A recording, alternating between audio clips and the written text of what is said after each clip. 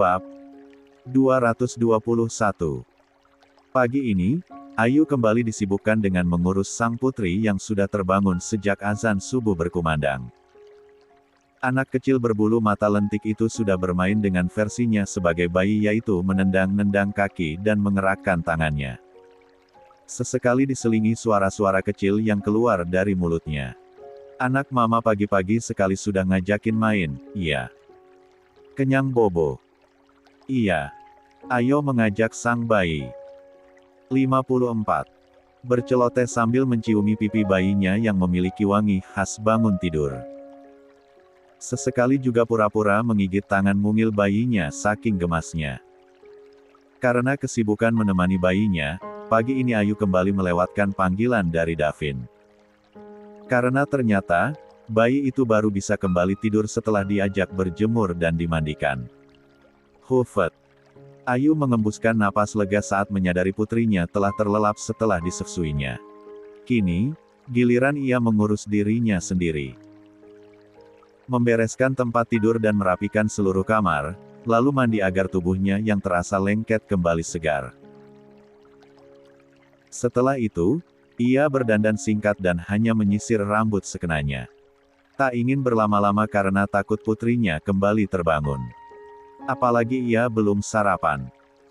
Sebelum keluar kamar, Ayu sempatkan mengecek ponselnya dulu. Ternyata ada panggilan dari Davin yang lagi-lagi tak sempat ia angkat. Selain itu juga ada sebuah pesan yang masuk. Sayang, aku telepon gak diangkat lagi. Maaf semalam aku sudah tidur, jadi ponselnya aku matikan. Sekarang Otu pulang. Tunggu aku ya. Kangen banget sama anak istriku yang sama-sama cantik. Miss you. Ayu tersenyum simpul. Meski lagi-lagi hatinya tiba-tiba terasa perih kala mengingat anting yang ditemukannya. Namun ia tetap membalas pesan Davin dengan biasa. Maaf, Mas. Aku abis mandikan Via terus langsung ditidurkan. Dia sudah bangun sejak subuh. Kangen mungkin sama papanya. Mas hati-hati di jalan ya. Aku tunggu di rumah. Balas Ayu. Ingin ia menulis I miss you too tapi ragu karena hatinya yang masih dipenuhi kekhawatiran. Setelah meletakkan kembali ponselnya, Ayu berjalan keluar kamar lalu menyeru Nuri. Mengetuk kamar yang ditempati mantan pekerja di rumah itu. Mbak Nuri sudah pulang, kata Mbok Sumi. Ayo sarapan dulu. Bos sudah siapkan. Ayu mengangguk lalu berjalan menuju ruang makan. Hari yang dilalui Ayu kali ini terasa begitu lambat. Tentu karena ada hal yang ditunggunya yaitu kedatangan sang suami. Dan pada akhirnya, masa-masa itu tiba juga saat pada sore hari, Ayu mendengar suara mobil yang berhenti di pekarangan rumahnya. Ayu yang sedang menggendong Via, bergegas berjalan menuju depan. Ingin menyambut kedatangan keluarganya itu. Benar saja, mereka baru saja keluar dari mobil dengan wajah-wajah yang lelah. Ayu pun tersenyum merekah menghampiri mereka. Alhamdulillah sudah sampai dengan selamat, Kek, katanya dengan perasaan lega bercampur bahagia. Iya, Yu. Alhamdulillah perjalanan lancar. Kamu di sini baik-baik saja kan? Gak ada apa-apa kan? Tanya Pak Damar pada istri dari cucunya itu. Ayu tersenyum lalu mengangguk pelan. Ia tak mungkin mengatakan ada seorang wanita yang tiba-tiba datang ke sini. Sayang. Davin merangkul pundak sang istri lalu mengecup keningnya. 55. Kalau mau pegang anakmu bersih-bersih dulu. Jangan sembarang pegang-pegang setelah bepergian, tegur Pak Damar pada Davin. Siap, Kek, jawab Davin. Ayo, sayang, ke kamar. Aku sudah gak sabar mau gendong putri kita yang cantik ini. Aku kangen banget sama kalian, ajak Davin sambil merangkul pinggang Ayu dan berjalan menuju kamar mereka. Begitu memasuki kamar, mata Davin tiba-tiba tertuju pada tas kerja yang sudah ada di atas meja seperti biasa. Padahal ia ingat betul telah menyimpannya di dalam lemari. Kenapa, Mas? Ekspresinya gitu banget kayak melihat hantu aja. Tanya Ayu saat melihat raut wajah Davin. 56. Tangan Davin yang semula melingkar erat di pinggang sang istri langsung terlepas dengan raut wajah Davin yang nampak salah tingkah. Tentu saja hal itu membuat Ayu semakin merasakan keanehan dan semakin penasaran dengan apa yang terjadi. Praduga dan prasangka kembali berjejalan di kepalanya. Namun, tak mungkin Ayu mencecar sang suami sekarang. Meski hatinya dipenuhi kegundahan, Ayu tetap menomorsatukan keadaan Davin yang pasti masih sangat lelah setelah melakukan perjalanan jauh dan pastinya butuh waktu untuk istirahat. Langsung bersih-bersih ya, Mas. Abis itu istirahat. Pasti capek banget, tutur Ayu mencoba bersikap biasa. Iya, sayang. Davin menjawab dengan sedikit terbata.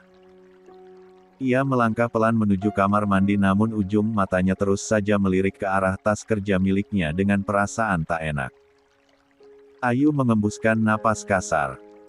Ia meletakkan putrinya sebentar di atas kasur lalu menyiapkan baju ganti untuk Davin. Sambil menunggu Davin keluar dari kamar mandi, Ayu membuka lemari pakaiannya kemudian meraih tisu yang digulung dan membukanya. Hanya ingin memastikan jika anting yang ditemukannya masih tersimpan rapi di dalamnya. Mendengar pintu kamar mandi terbuka, Ayu bergegas menyimpannya lagi di bawah tumpukan baju miliknya kemudian menutup pintu lemari miliknya. Ia langsung duduk di tepian tempat tidur dan pura-pura sedang bermain dengan sang putri. Mau bobo gak? Anak cantik belum bobo lagi sejak siang. Mama temenin mau gak? Ayu pura-pura berceloteh padahal sedang menyamarkan rasa penasaran yang kian lama kian tebal. Jangan dulu bobo ya, Dek. Main dulu sama papa. Papa udah kangen banget loh. Udah gak sabar pengen gendong putri papa yang cantik. Sekalian gendong mamanya juga, goda Davin sambil membercandai istrinya itu. Kayak yang kuat aja. Aku kan sekarang gendut. Timpal Ayu memancing. Siapa yang bilang gendut? Cantik gini. Davin yang baru selesai menggunakan baju rumahan, melangkah mendekati Ayu lalu mencubit pelan pipi sang istri. Tapi gendut kan? Todong Ayu lagi. Enggak, sayang. Di mataku, kamu masih sama seperti yang dulu. Gak ada yang berubah. Begitupun dengan cintaku padamu, timpal Davin sembari tersenyum. Biasanya, hati Ayu akan langsung meleleh mendengar gombalan Davin seperti itu. Tapi kali ini, Ayu merasa ragu. Ia bahkan tak yakin dengan perkataan Davin barusan. Yakin? Tanya Ayu. Yakin sekali.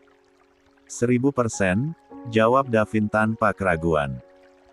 Ada kelegaan di hati Ayu saat mendengarnya. Meski tetap terselip rasa penasaran yang sudah kian membuncah. 57. Tahan Ayu, tahan. Setidaknya sampai Via tidur dulu baru bisa berbicara berdua tanpa gangguan. Ayu bergumam pada hatinya sendiri. Sementara Davin langsung meraih sang putri dari atas kasur dan menggendongnya. Ia menciumi setiap jengkal paras bayi cantik dan imut itu. Mencurahkan kerinduan yang sudah sangat menggebu. Sehari saja gak ketemu, papa rasanya sudah gak kuat, sayang. Kangen banget. Pengen gendong, pengen cium, pengen berlama-lama dengan putri cantiknya papa, tutur Davin yang lagi dan lagi mencium pipi gembil sang putri gemas. Ayu hanya memperhatikan dengan segudang pertanyaan yang memenuhi pikirannya. Apa mungkin ayah sebaik itu mampu melakukan hal yang akan menyakiti putri yang sangat dicintainya? Apa mungkin ayah sebaik itu tega melakukan hal yang mungkin saja akan menghancurkan masa depan putrinya? Pikir Ayu dengan tatapan nanar. Sayang, kok bengong? Davin mengibaskan tangannya pelan di depan wajah Ayu yang larut dalam lamunan. Capek? Ya. Ngantuk. Bobogi. Via biar aku yang jaga. Kalau dia mau Nen, aku tinggal hangatkan ASI pera aja, lanjut Davin penuh perhatian. Ayu tersenyum kecil lalu menggeleng. Enggak kok, Mas. Harusnya kan Mas yang disuruh istirahat. Masa malah aku yang seharian ini di rumah yang disuruh tidur, elaknya. Lagi-lagi hati kecil Ayu berbisik, tak mungkin suami sebaik ini bisa menyakiti istrinya. Tak mungkin ya Allah. Kuatkan rasa percayaku pada suami seperti dulu yang tak pernah meragukan cinta dan kesetiaannya. Enggak lah, Mas cuma duduk doang kok di mobil. Gak nyetir ini itu. Sesekali tidur juga kalau dirasa ngantuk. Sementara kamu, meski di rumah, tapi energimu benar-benar terkuras untuk merawat putri kita, timpal Davin. Sini. Tidur sini. Davin menepuk pahanya sendiri. Meminta Ayu untuk meletakkan kepalanya di sana. Sementara tangannya sibuk menggendong Via. Ayu tersenyum manis lalu mengangguk. Ia naik ke atas pembaringan dan meringkuk, meletakkan kepalanya di atas paha sang suami. Dengan penuh kelembutan, sebelah tangan Davin mengusap-usap rambut sang istri. Menghadirkan kenyamanan yang tiba-tiba menelusup ke dalam relung hati Ayu. Mata Ayu terpejam. Entah kenapa ia merasa sangat terharu di balik rasa penasaran yang sedang menyelimuti hati dan pikirannya. Hingga tanpa terasa, satu bulir bening menetes dari mata Ayu ke paha Davin. Sayang, kamu menangis. Davin yang merasakan ada cairan basah dan hangat, langsung menunduk, meneliti paras sang istri. Hei, kamu beneran nangis. Kenapa? Katakan. Lanjut Davin sangat khawatir. Enggak, Mas. Ini cuma air mata bahagia, elak Ayu. Entah kenapa tenggorokannya terasa tercekat dan tak mampu sekadar untuk menanyakan perihal kebenaran anting itu. Entah Ayu begitu percaya kalau suaminya tak mungkin berkhianat, entah karena ia terlalu takut untuk mengetahui kebenaran yang akan didengarnya. Karena baginya, Davin adalah dunianya. Baginya, Davin adalah separuh nyawanya. Bahagia kok nangis? Kamu ada-ada saja, sayang, ujar Davin sambil geleng-geleng kepala pelan. 58. Suara rengekan yang mulai keluar dari bibir mungil Syafia membuat Ayu lekas beringsut bangun. Sepertinya dia ngantuk, Mas. Biar aku sefsui. Oke, sayang. Tidurkan Via dulu ya. Abis itu kita ngobrol-ngobrol. Sekalian ada yang mau aku bicarakan, timpal Davin sembari menyerahkan Via ke tangan Ayu. Aku keluar dulu, mau buatkan sefsu panas sama ambilkan cemilan buatmu. Biasanya setelah menefsui kamu langsung lapar kan, lanjut Davin sambil menuruni tempat tidur. Ayu mengangguk haru. Terima kasih, katanya. Ayu berpikir, ternyata tak ada sedikit pun yang berubah dari sang suami. Suaminya itu tetap sangat perhatian dan memperlakukannya dengan istimewa seperti dulu. Sefsu panas. Ada dodol sama keripik tempe juga. Beli buat oleh-oleh tadi di jalan, kata Davin begitu pelan saat ia kembali memasuki kamar. Ia meletakkan nampan berisi segelas sefsu, sepiring dodol dan satu kantong keripik tempe di atas meja. Makasih. Ayu menyahut begitu pelan bahkan hanya serupa bisikan, tentu karena putrinya itu sudah mulai tertidur meski belum melepaskan sumber kehidupannya. Alhamdulillah. Ayu baru saja mengancingkan bajunya saat pintu kamarnya diketuk pelan dari luar. Ini Umi. Maaf ganggu. Kata Umi Aminah. Aku buka dulu ya, Mas. Ujar Ayu pada Davin. Lapun langsung melangkah dan membuka pintu kamarnya. Iya, Umi. Kenapa? Tanya Ayu. Maaf ya, Mbak Ayu, Umi ganggu waktu istirahatnya. Ini, kata kakek, Mas Davin disuruh ke kamarnya sekarang, tukas Umi Aminah terlihat sungkan. Baik, Umi. Makasih ya, timpal Ayu. Setelah memastikan Umi Aminah pergi dari depan kamarnya, Ayu berbalik dan menghampiri Davin. Kata Kalkek ditunggu di kamarnya, tutur Ayu sesuai perkataan Umi Aminah tadi. Aduh, padahal aku sudah bilang mau ngobrol-ngobrol sama kamu, balas Davin terlihat tak enak. Gak apa-apa. Mungkin apa yang ingin disampaikan kakek lebih penting. Temuin Gi. Gak baik membiarkan orang tua menunggu terlalu lama, Tita Ayu mengabaikan perasaannya sendiri. Davin menghela napas kasar. Baiklah. Jangan lupa diminum susunya mumpung masih hangat. Nanti aku kembali, timpalnya lalu mengecup kening Ayu sebelum melenggang meninggalkan kamar dan berjalan menuju kamar Pak Damar. Kakek manggil Davin.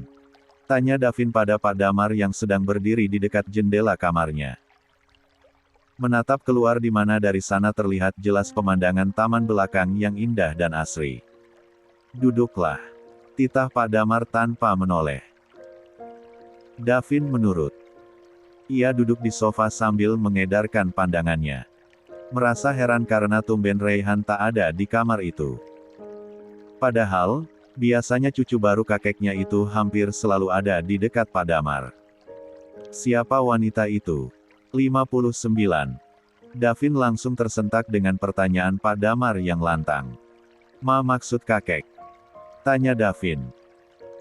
Penjaga bilang, kemarin ada seorang wanita yang datang ke sini dan menanyakanmu. Siapa wanita itu? Pak Damar kembali mengulangi pertanyaannya dengan lebih jelas. Wanita. Datang ke sini. Siapa? Aku gak tahu kek. Beneran. Davin malah nampak kebingungan. Ia bangun dari duduknya dan melangkah mendekati Pak Damar yang masih berada di tempat semula tanpa menoleh. Kakek sudah melihatnya sendiri di CCTV. Wanita itu bahkan sempat bertemu dengan istrimu. Dan kamu tahu, wajah istrimu itu langsung terlihat sedih. Entah apa yang mereka bicarakan, ungkap Pak Damar. Bentar, kek, Davin cek dulu. Biar gak bingung jawabnya. Davin bergegas menyalakan komputer yang berada di kamar Pak Damar. Duduk di hadapan komputer itu dengan rasa penasaran. Ia lalu membuka CCTV dan mengotak-atik agar bisa memperlihatkan kejadian kemarin. Miranda, tutur Davin pelan setelah berhasil menemukan rekaman hari kemarin. Siapa Miranda? Mau apa dia kemari? Sampai-sampai membuat menantuku bersedih seperti itu, tanya Pak Damar sembari menahan geram. Dia sekretaris baru di kantor, kek. Bukan siapa-siapa. Itu juga baru beberapa hari ini, beber Davin. Lalu kenapa dia ke sini? Ada urusan apa? Tanya Pak Damar lagi seolah tak langsung percaya begitu saja. Davin gak tahu, kek. Nanti Davin coba tanya Ayu, jawab Davin sambil menunduk.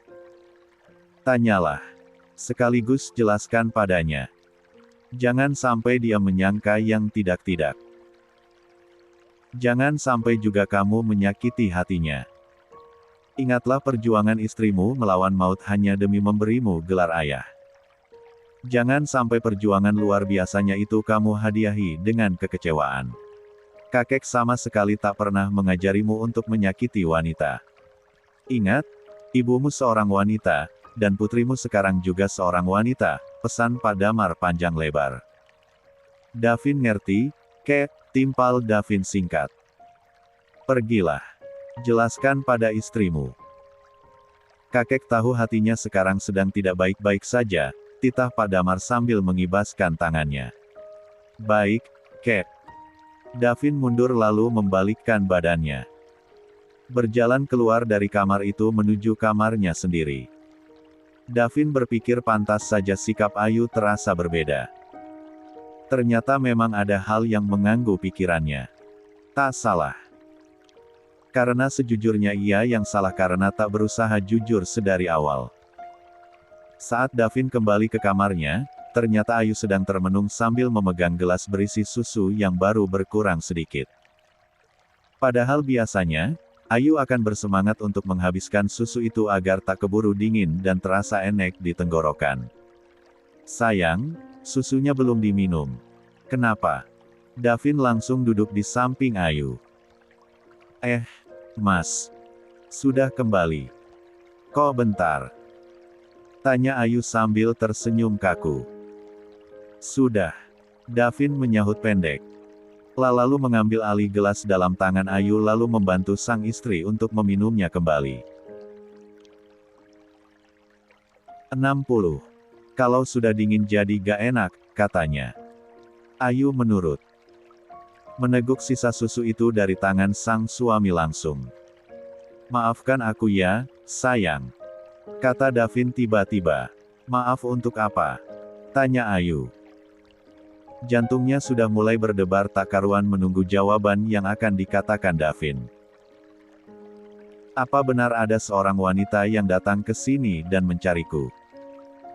Davin justru balik bertanya. Ayu mengangguk membenarkan. Katanya namanya Miranda. Sekretaris baru di kantor Mas. Iya, benar. Dia memang sekretaris baru di kantor. Tapi dia gak bilang kalau mau ke rumah. Mau apa memangnya? Tanya Davin lagi. Mau ambil anting yang katanya jatuh di mobil Mas, jawab Ayu apa adanya. Jantungnya kian memburu tak karuan sampai-sampai tubuhnya terasa panas. Davin mengembuskan napas pelan sebelum membuka suara. Maafkan aku, iya. Aku sudah gak jujur sama kamu. Aku sudah gak terbuka sama kamu perihal ini. Malam itu, aku memang sempat pulang bersama Miranda. Maaf, bukan hanya malam itu, tapi malam itu untuk kedua kalinya aku mengantarnya pulang, ungkap Davin terlihat begitu bersalah. Mendengar pengakuan itu, air mata Ayu tiba-tiba jatuh tanpa bisa dicegah.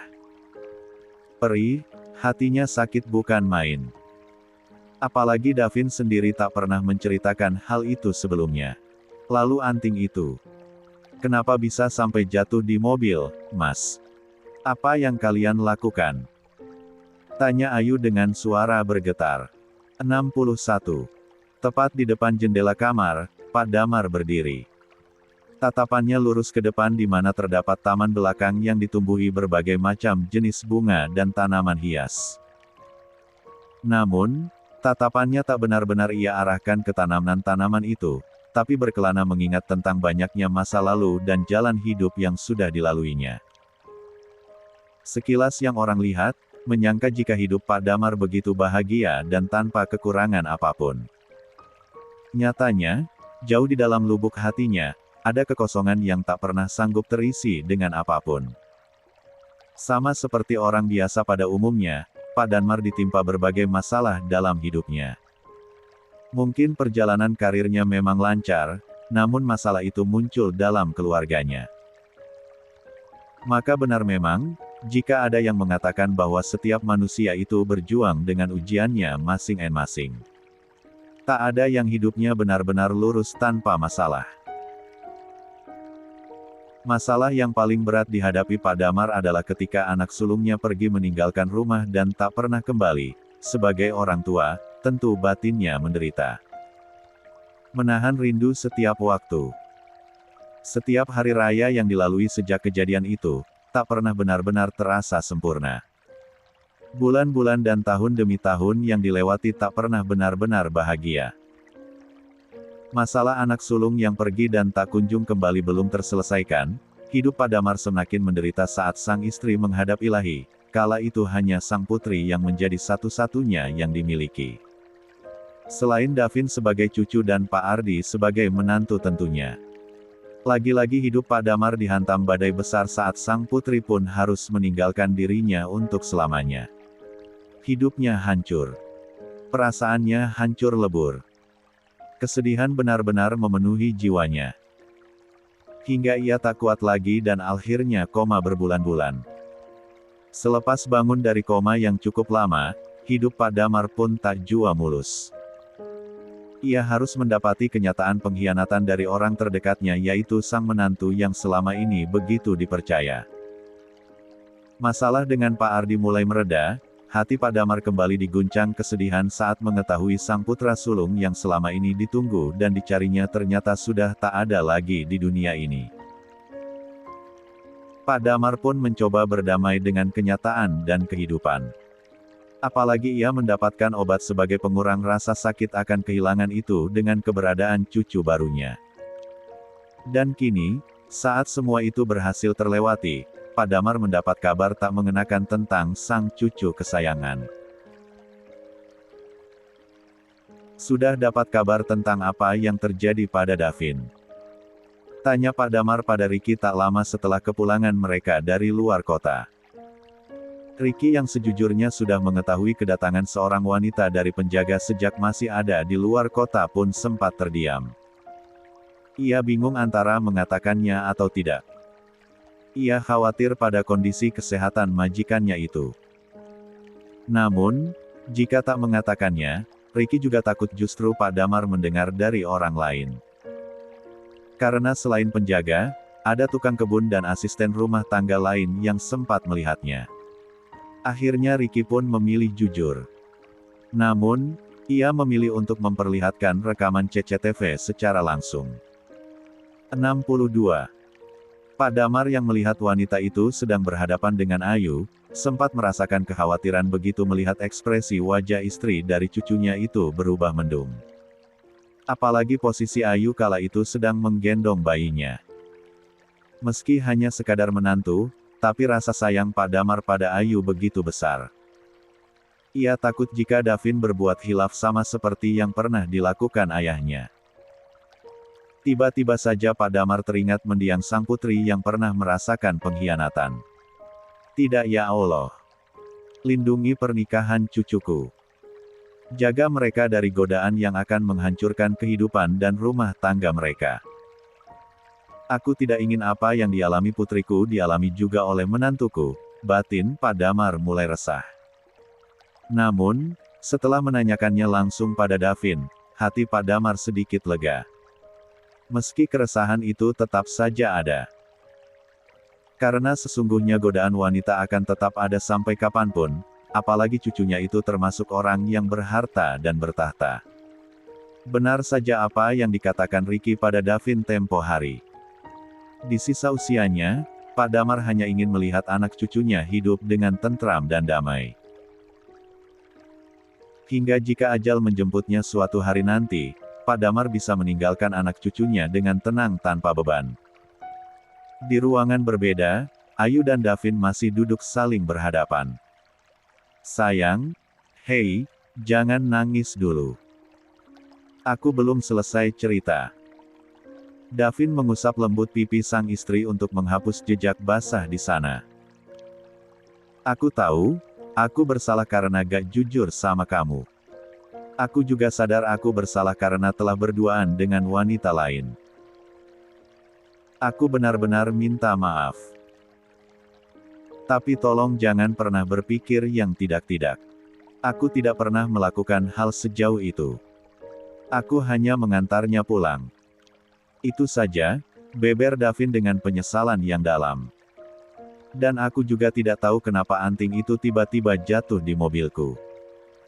Setelah aku mengantarnya pulang, Miranda tiba-tiba mengirim pesan kalau antingnya hilang. Dia memintaku untuk mencarinya di dalam mobil. Benar saja, anting itu ada di sana. Dan aku menyimpannya. Rencananya, akan aku kembalikan saat aku kembali masuk kerja, lanjut Davin menjabarkan. Ayu hanya terdiam menyimak. Hatinya mulai lega mendengar penjelasan itu meski ia juga kecewa dengan perilaku Davin yang tak terbuka. Tolong jangan menangis. Aku benar-benar minta maaf. Aku mengantarnya pulang juga karena terpaksa. Gak ada maksud apa-apa. Davin kembali bersuara. Sore itu, aku ada meeting dengan klien di sebuah rumah makan. Karena kliennya yang datang terlambat, akhirnya acara meeting molor sampai malam. Miranda sebagai sekretaris tentu saja ada bersamaku, lanjut Davin dengan tatapan menerawang. Mengingat kembali masa-masa itu. Ya ampun jam segini baru selesai. Keluh Davin begitu meeting berakhir sambil menatap jam tangan. Di dekatnya, ada Miranda yang sibuk merapikan berkas-berkas yang berserakan di atas meja lalu memasukkannya ke dalam map. Sepertinya di luar juga hujan, lanjut Davin. Sudah selesai? Tanya Davin pada Miranda. Sudah, Pak, sahut Miranda. 63. Ya sudah, sinikan berkas-berkasnya. Pinta Davin. Kamu boleh pulang, lanjutnya sembari mengibaskan tangan pelan. Davin yang sedang memasukkan berkas-berkas itu ke dalam tas kerja sempat mengangkat kepala. Menatap Miranda dengan kening berlipat. Kenapa masih di sini? Tanyanya. Saya boleh ikut pulang bareng gak, Pak?